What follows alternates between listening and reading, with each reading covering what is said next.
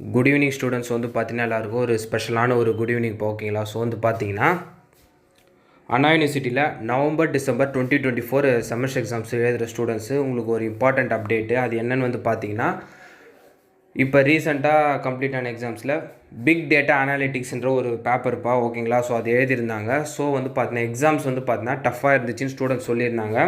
அந்த சப்ஜெக்டோட கோடு வந்து பார்த்தீங்கன்னா CCS 334 ஓகேங்களா. அதாவது CCS 334 ஓகேங்களா. இது வந்து அந்த சப்ஜெக்ட்டுக்கான சப்ஜெக்ட் கோடு. இதில் எந்த கொஸ்டினுக்கு கிரேஸ் மார்க் வந்து பார்த்தீங்கன்னா பார்ட் சியில் 16th ஏல வந்து பார்த்தீங்கன்னா கொஸ்டினில் வந்து பார்த்தீங்கன்னா டேட்டா வந்து மிஸ் ஆகுது. ஸோ அதனால் கொஸ்டின் ராங் ஓகேங்களா. ஸோ அந்த கொஸ்டினை அட்டன் பண்ணியிருந்தீங்கன்னா உங்களுக்கு கிரேஸ் மார்க்கு ப்ரொவைட் பண்ணுவாங்கப்பா ஓகேங்களா. ஸோ அது மட்டும் இல்லாமல் இன்னும் ஒரு சில சப்ஜெக்ட்ஸ் வந்து ஸ்டூடெண்ட்ஸ் கேட்டிருக்கீங்க. ஸோ அந்த கொஷின்ஸ்லாம் வந்து பார்த்திங்கன்னா நம்ம கிராஸ் வெரிஃபை பண்ணிகிட்ருக்கோம்.